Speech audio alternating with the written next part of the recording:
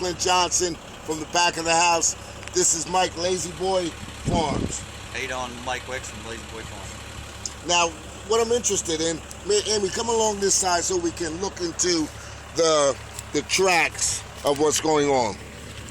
See, come on this way, pan this way. Just walk that way, please. You'll walk? Go ahead down and then turn around. Now you have these grooves down into here. What's going on here? Well, each one of these, this is a potato hill right here. So, Right. so all your plants grew in this hill. And in there right now are all the potatoes that grew underneath the ground. And the bigger, it'll catch two of these rows and dig them up and separate the dirt out from the potatoes and put it in the truck, and we'll take it up to the packing house and grade it out. Okay, now what is this here? That's a weed. That's just a weed. Now when you get the potatoes, when you plant them, what is actually put into the ground? A potato itself? Yep, an actual cut potato, a piece of a potato that actually the plant will grow out of. So. Something like this? Yep. There's little eyelets on each of the potatoes, and a sprout will come out of that, and the plant will grow up through the ground, and then the tubers will grow underground, which is the potato. Every eye on the potato is a plant. Yeah. Every eye. Okay. And what would be the percentage of potatoes that you will capture out of this field?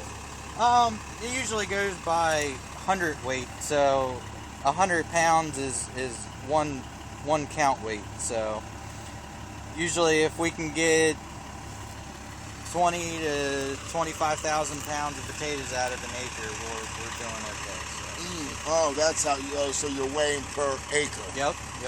Okay. Very interesting. And what kind of potato is this here? That's actually it's called an enval, but it's just a regular round white potato. Okay. And these are round whites, and we grow yellow flesh potatoes too. So. Okay. And this variety here was bred in Canada, and that's the only place you can buy the seeds.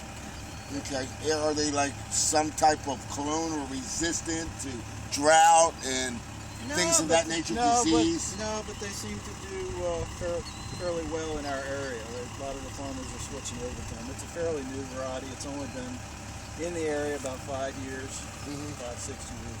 On this earth, 5-6 years, or just the area? In this area. In this area. They've been growing it in Canada probably for 10 or 15 years, developing the seed. To put it in production, I would say it hasn't really come into large-scale production for probably just the past 5 or 6 years. And what would be the best food item that this would be recommended for? That's an all-purpose potato. You can bake it. It's like the other side of the field here. Those are superiors, and that's a real old variety. And that's the same thing. They're round white, and they're an all-purpose potato. You can bake it, mash it, use it for great for potato French salad, fries, French fries, hash In brown. fact, this load we're digging right now is going for French fries. So this is not too starchy. No. Okay, like a baked potato, like a real, what's it called, russet potato? It's not it's not that dry, flaky. Right. It's in between. It's a little. Right. It can get. It bakes nice. I baked them last night for dinner. I mean, they bake nice, but they also cook really well. You eat a lot of potatoes? I eat them pretty regularly. Yeah. This time of year. Now, once you get done with all of your fields, and you have corn, you have soy, you have potatoes this year, and wheat and cabbage also. Once everything is done, what time of the year would it be done? Like We're November? usually done in the field completely by Thanksgiving. And then what? Then what's your? Well, then we're in the barn usually working on the equipment, maintenance and that type of thing. Then we're right back in the saddle again. Yeah, because like we plant in October. That's for next year. Okay. So The potatoes. Well, this whole field will be wheat, and then we'll harvest it next June. So You have to rotate it to keep up the the nutritional. Disease resistance, that type of thing. If you plant potatoes, 2 years in a row, you're going to start seeing diseases and stuff build up in the ground. Okay, which depletes the soil more, corn or potatoes?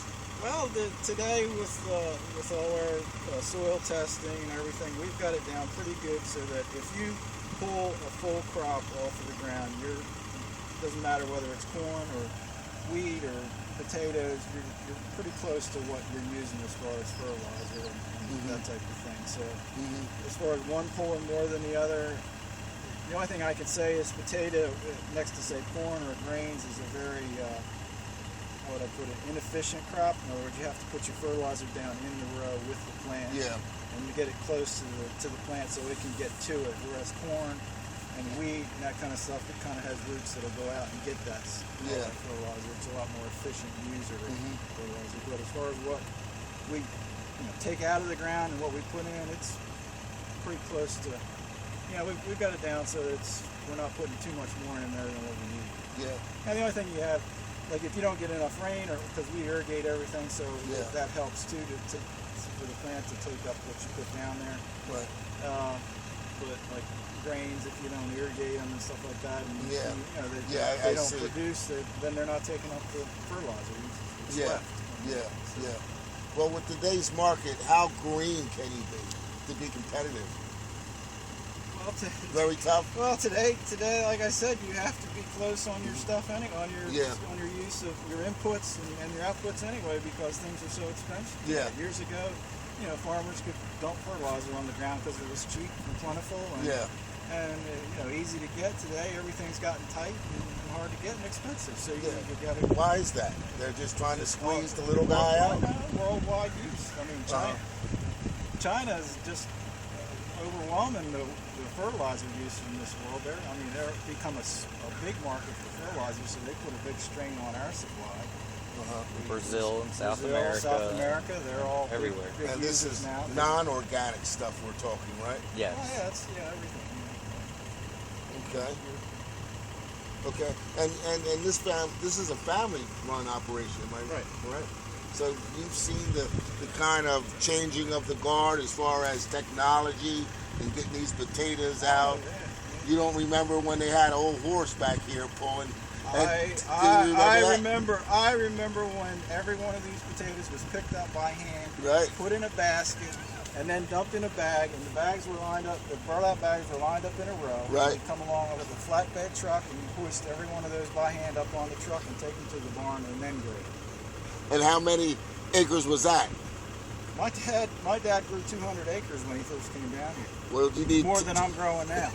So how many men? How many men did it take? He'd had 50 to 75 people running around just to do the job. Yeah. And then back then they didn't even wash them or anything. I mean, that was just getting them out of the ground, getting the dirt separated, and then putting them in the bag, dry, dirty and dry. Okay. So this goes from your grandfather. Was he around and doing this? My grandfather actually farmed on Long Island. Okay. And my father came from there in 1956. He came down here and bought this farm because Levitt bought it down for Levitt. In 56? 1956. And what it went for an acre back in 56? I think he said he paid around $500. An acre. Yeah. Okay. You can't even get a good meal for that nowadays, right? Yeah. No, I'd like to find some ground for 500. This is very interesting, and like I said, I'm not going to take up too much of your time, and we're just going to stand back and just maybe watch you do one pass by, and very interesting, and I really appreciate you taking the time to show everybody, like I said, the hard work and dedication, and that's what we're looking, to bring to the light. People, you got to feel proud of yourself that you're able to pass this tradition down to your son, and then I just hope that it continues, and allows us, to do the things that was handed to us, with things being taken away and taxes going so high, things just squeeze you out, and I just, wish you God luck. It's hard to believe, but one of the things that's probably going to squeeze us out more than anything is for the safety. Because of the requirements involved for that. Fresh produce. It's almost impossible to comply with the regulations that they're talking about coming down the road. That's hard to believe, but that's going to not. We were just talking to a guy from South Jersey yesterday, and they're known for their small truck farms, and the guy gets 20 acres and grows all kinds of leafy vegetables and all that kind of. They've been doing it for generations and generations. Well, if they come in, and which they plan on doing, they come in and put in place all their food regulations, it'll drive most of those guys out. And who is this, the USDA? Yes, yeah. government, the U.S. government, because their requirements are going to be so stringent that the small guy's not going to be able to comply. Well, who represents the small farmer? There's no. There's the Farm Bureau. There's organizations like that. But when it comes to government regulation, we're bucking against the big California conglomerates that want all these regulations because they have to do them. Yeah. And they've got offices full of people to comply. You know, to go out and do the paperwork and the field work. They just hire somebody. Oh, you got to check that field. Well, they hire somebody to do it. A little guy that's doing 20 acres has got to pay $8,000 to get certified, and then he's got to pay. Then he's got to pay a guy to run around and do the paperwork. Yeah. He's not going to be able to do it. Yeah. He's running hand to mouth now. You know, I mean, he's got to hire somebody to do all that extra work, or do it himself, and stretch himself that much further. Yeah. I've seen where like a plum or an apple come through, and each one of them have a little stamp on it. Well, I guess everything is being tracked and some everything. of those guys are already doing that. Yeah. But that's not even part of food safety. I mean, food safety is when, say, I'm growing a leafy field of, say, leafy greens. Now they're going to have a guy come out, or you're going to have to pay a guy to come out and check that field to see.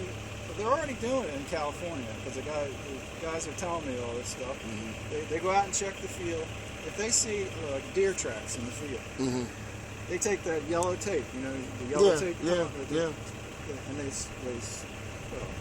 cordon off a certain area around those tracks, and that crop has to be destroyed because that deer walked through there. That is crazy. I know how many deer I got walking through. I have to destroy the whole damn place. Yeah, right. So, and hairnets in the field, and everybody's got to be, you know, covered head to foot with gloves and hairnets and all that when you're out working in 100 degree, 90, 100 degree weather. And it's over-governed. That's what's going to happen. It's getting there. It hasn't quite made it what they're talking about coming. That's what's coming. Right. Well, this is where, a lot of these things have to be known to the public. Take like us. We used to pack a lot of small pack. 5s and 10s go into the supermarket. Can't do it anymore because I'm not food safety certified. Yeah. Now I have to put everything in either 50-pound bags or bulk bags. You have to go to a repacker. He puts it. Yeah. Because he's all food safety certified. Yeah. Coming from the same place. Yeah. So coming from this field, but I can't put them in that little 5 or 10-pound bag anymore. No, I think they're creating the jobs backwards. I think the job should be created where it comes from, instead of all these people sitting behind us telling us what we can and cannot eat. The only people I can do it for anymore is if, say, a roadside guy came in here and he's just putting on the roadside stand. I can pack it for him, but to go to a major supermarket, I can't do it. And when did that come into effect? In the last 3-4 years. And where's the governor? They're all for it, man. Oh, it's food safety. So what are they going to do? That's what they're calling it, food safety. Yeah. Very good. Very enlightening. Well, it's just like a truck driver I was talking to. In certain states, and a lot of them want to pass it. I think Illinois has already got it. These tractor trailers, the refrigerated tractor trailers. Like I load a load of produce and it's at a certain temperature. If they get caught on the road and the guy probes that truck and it's not within 2 degrees of what the paperwork says it's supposed to be, he can be fined for it. And it's a big fine. Yeah. And there ain't no way they're going to put up with that either. Yeah, I know a buddy of mine that lost a whole trailer load of muffins like that, and he didn't have insurance. I think the whole thing cost him like $40,000 and put him right out of business. Yeah. Well, like the guys, the truck driver said, that unit kicking on and off varies more than 4 degrees, just the unit coming on and off. So if the guy pulls the door open at the wrong time, that might be 2 degrees off of him. That might be 2 degrees high, it might be 2 degrees low. 2 degrees low doesn't matter, but 2 degrees high, I'm going to get a ticket. And who's at the DOT? Well, the DOT is going to enforce it, but I believe it's a federal fine.